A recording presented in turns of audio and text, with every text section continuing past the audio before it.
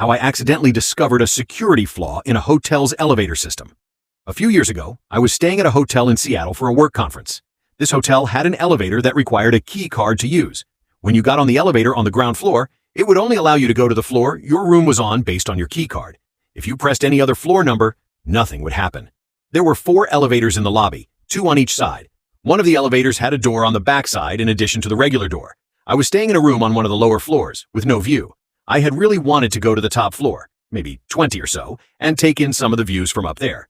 As I was leaving to meet some colleagues for dinner, I was a little ahead of schedule and wanted to see if I could get to the top floor. I stepped into the elevator and pressed the button.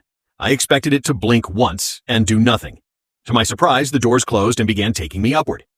Once on the top floor, I stepped out into the elevator lobby area and looked out the adjacent window. It was breathtaking.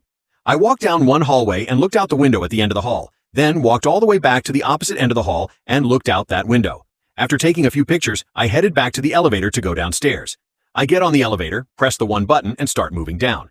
The elevator slows and comes to a stop. I hear the doors open, but the ones in front of me were still closed. I turn around and see that the rear door of the elevator was open. Confused, I start walking out. It's not decorated, just bare concrete walls. I proceed slowly down the corridor for what seems like forever, but was probably just a few minutes.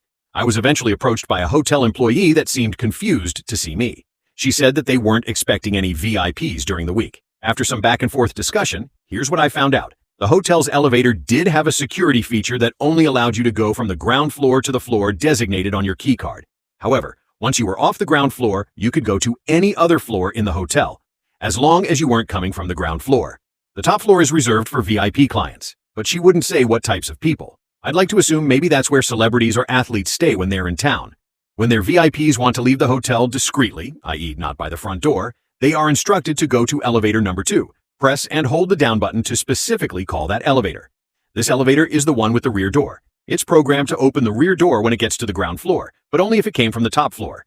The corridor leads to a secure valet lot back behind the hotel. The rest of my stay there, they had that elevator marked as out of service. I assume that they were addressing the security concerns.